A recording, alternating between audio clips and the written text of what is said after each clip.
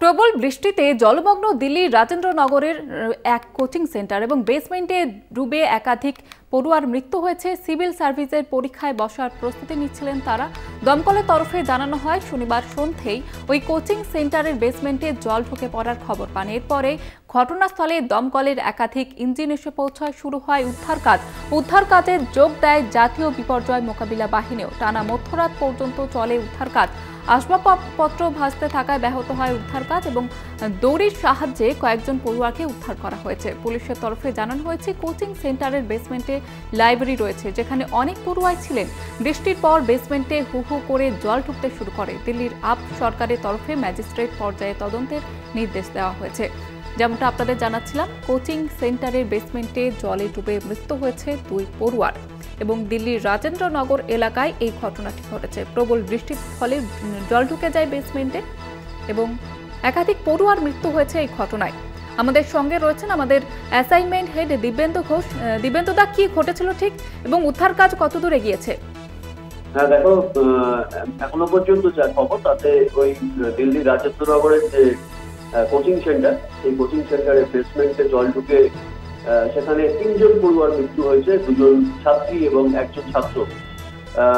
গতকাল রাতের ঘটনা এবং দিল্লিতে যে প্রবল বৃষ্টি হয় তারপরেই দিল্লির যে ট্রেন, সেই ট্রেন উঠছে, অর্থাৎ নিকাশি ব্যবস্থা নিয়ে এখন প্রশ্ন উঠতে শুরু করেছে। যে ট্রেন উঠছে সেই জল ডুবে পড়ে এবং এই যে কোচিং সেন্টার, সেই কোচিং সেন্টারের যে বেসমেন্ট, সেই বেসমেন্টে একটা লাইব্রেরি রয়েছে এবং সেখানে ছাত্রছাত্রীরা পড়াশোনা করে এবং যেভাবে জল ঢুকে পড়ে এবং ওই বেসমেন্টে ওই ছাত্রছাত্রীরা আটকে পড়ে। কয়েকজন ছাত্রছাত্রীকে উদ্ধার করা হয়েছে, কিন্তু 2 ছাত্রীর দেহ এবং 1 ছাত্রের দেহ এখনো পর্যন্ত উদ্ধার করা সম্ভব হয়েছে। নয়াদিল্লির বিজেপি সাংসদ বাঁশুরি স্বরাজ, তিনি সরাসরি আপের, অর্থাৎ দিল্লিতে যে আপ সরকার, সেই আপ সরকারের দিকে আঙুল তুলেছেন এবং দিল্লির রাজস্ব এবং জলপথ মন্ত্রী অফিসই তার পদত্যাগের দাবি তুলেছেন।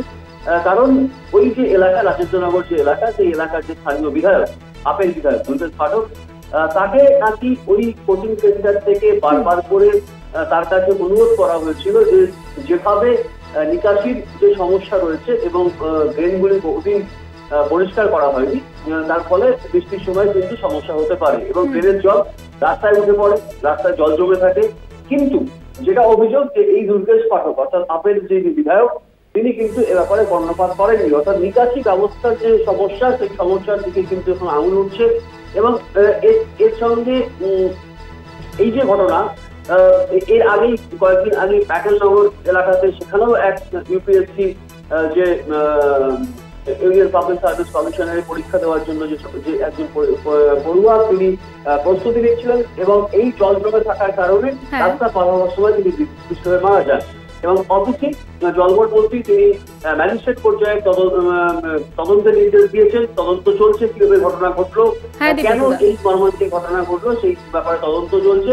অর্থাৎ এই ব্যাপারটিও কিন্তু রাজনৈতিক চর্চা শুরু হয়ে গেছে। একেবারে ধন্যবাদ জানাবো দিব্যেন্দু। আমাদের সঙ্গে ছিলেন আমাদের অ্যাসাইনমেন্ট হেড দিব্যেন্দু ঘোষ।